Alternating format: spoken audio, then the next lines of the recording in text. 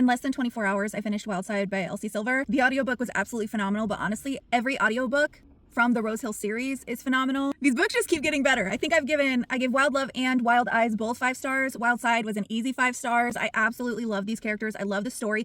I can't tell you the last time that I got emotional with happiness, like full blown like happiness in an epilogue for a character, but I'm just so fucking happy for those characters and for Reese in particular. It was such a good book. It follows Reese and Tabitha. Tabitha's sister ends up ODing and passing away, and she ends up leaving her son to her landlord and also her neighbor, which happens to be Reese. But her sister is Tabitha, and Tabitha is very involved in the son's life as well. With this taking place in Canada and Reese doing most of his work in the United States, he runs into some immigration issues, and it forces them into a marriage of convenience in order for Tabitha, or better known in the book as Tabby, in order to keep taking care of her nephew. Reese is also just as attached to the nephew. It's a beautiful relationship. The book in of itself was a beautiful depiction of what it's like to grow up with nothing and nobody and have a very I can do it all by myself type of mentality, where you do not trust other people to take care of you. You do not trust other people to be there for you when you really need somebody to be there for you. And so you do it all by yourself and you never expect anything from anybody. This book is what it's like to discover that you have friends you can count on, that you have people in your life who love you, that you have a life worth living, and you are worthy of love, and you are worthy of all the good things that happen to you, even if your life might not have started out that way. It is pretty much like a slow burn. I mean, you don't get really into the spice until like 50% way through the book,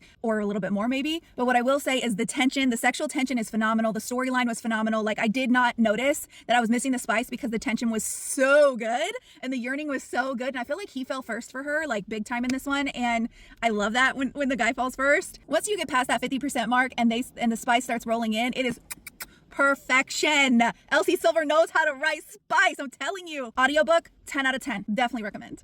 I also ended up buddy reading this with 2 of my friends, Denisha from Denisha's Library and Marissa from Marissa Loves Books.